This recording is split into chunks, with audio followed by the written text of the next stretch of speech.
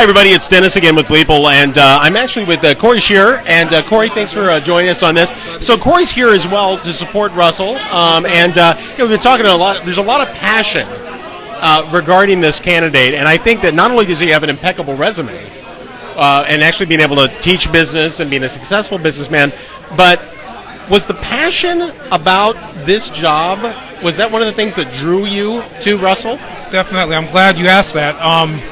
For me, when you look at Russell Thompson, what sums it up really, he's an All-American who deals with All-Americans. I think we can see by the makeup of this room, when you look at the fact that he's dealt with all facets of Broward County, that he has the right makeup to be a judge and be able to deal with all the people that walk into his courtroom. Whether they're, white American, black American, Hispanic, whatever religious background, Muslim, Christian, Jewish, male or female, and etc. Those are the types of people that he chooses to deal with every day and reaches out to, as well as accepts all calls. And as a judge, you can't dictate who's going to walk into your courtroom. And the same thing, that he's gone out of his way to not dictate who walks into his law office, walks into his business seminars.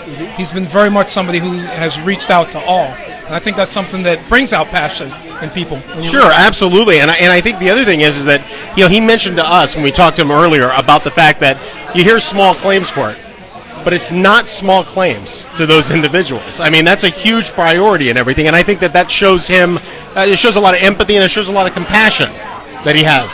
I agree. You realize that every case has some importance. There are people who have been either victimized or looking for some kind of remedy from the court, and that's something you see that he has on his mind already. It's something that he's dealt with, and I really appreciate that in him, and I appreciate the fact that he's dealt with everybody like their issue was important and asked serious background questions. And he always asks you, tell me a little bit more about this.